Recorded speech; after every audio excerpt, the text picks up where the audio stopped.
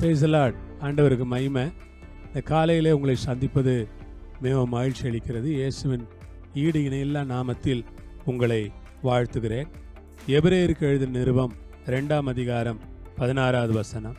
ஆதலால் அவர் தேவதூதருக்கு உதவியாக கைகொடாமல் ஆபிரகாமின் சந்ததிக்கு உதவியாக கை கொடுத்தார்.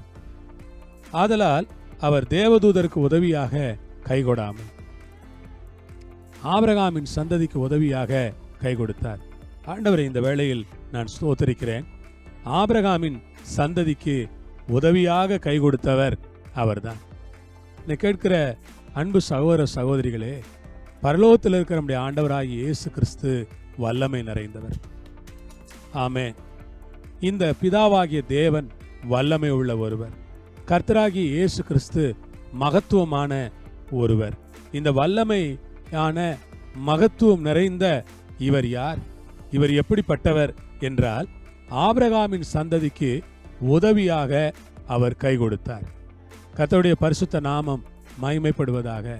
ஆபிரகாமின் சந்ததிக்கு உதவியாக கை கொடுத்தார் என்று வேதம் சொல்லுகிறது. இதை நினைத்து நான் சந்தோஷப்படுகிறேன். தேவன் ஆபிரகாமின் சந்ததியை மிகவும் நேசித்தார். அவருக்கு ஆபிரகாமின் சந்ததி என்றால் ரொம்ப இஷ்டம். ஆபிரகாமை அழைத்தார். அவன் ஒருவனாய் இருக்கும்போது அவனை அழைத்து, அவன் ஒருவனாய் இருக்கும்போது அவனை தெரிந்தெடுத்து கொண்டார். அவன் ஒருவனாய் இருக்கும்போது அவனை அழைத்து முன்குறித்த அந்த ஆண்டவரை இந்த வேளையில் நான் ஸ்தோத்திரிக்கிறேன். ஆண்டவருக்கு நன்றி, ஸ்தோத்திரம், மகிமை உண்டாவதாக. ஆம் சகோதர சகோதரிகளே, ஆபிரகாமை நேசித்தவர் உங்களையும் என்னையும் நேசித்து தம்முடைய பிள்ளையாயிருக்கும்படி நம்மை முன்குறித்தார், அழைத்தார், தெரிந்து கொண்டார். தெரிந்து கொண்டவருக்கு ஸ்தோத்திரம், அல்லேலூயா. உதவியாக கை கொடுத்தார். நான் உங்களை பார்த்து சொல்லுகிறேன், உங்கள் வாழ்க்கையில் ஆண்டவர் உதவியாக வருவார்.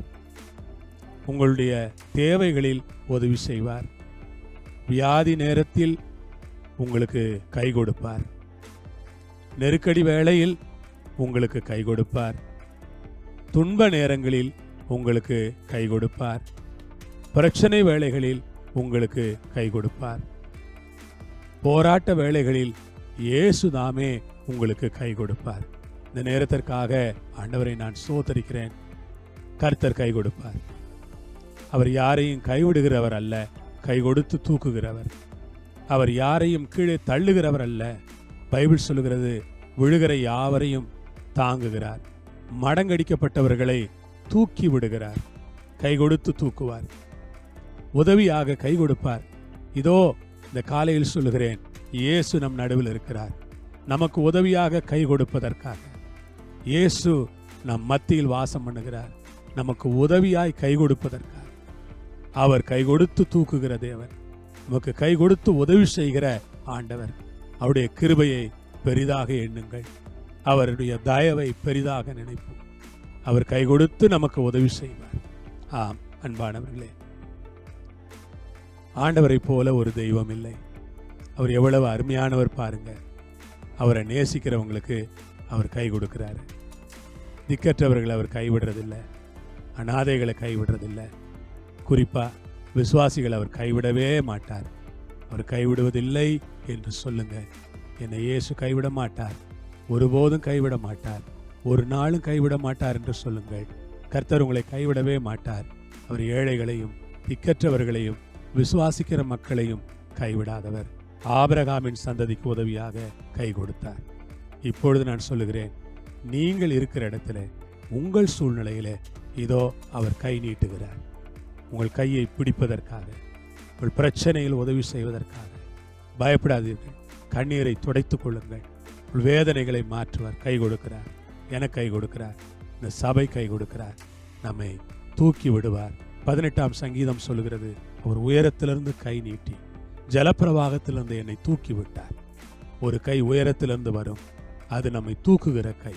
உலகத்தில் இருக்கிற மனிதருடைய கைகள் சில நேரம் நம்மை தள்ளிவிடும் கீழே.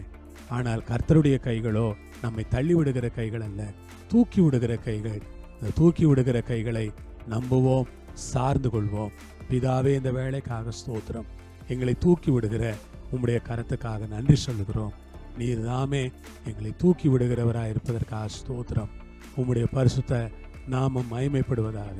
உம்முடைய பரிசுத்த கரங்களில் எங்களை அர்ப்பணித்துக் கொள்கிறோம். தொடர்ந்து உம்முடைய கிருபை, இரக்கம், தயவிருந்து உம்முடைய ஜனங்களை வழி நடத்துவீராக. கைப்பிடித்து தூக்குவீராக. கண்ணீரில் இருக்கிறவர்கள் கண்ணீரை துடைப்பீராக. வேதனைகளை மாற்றுவீராக.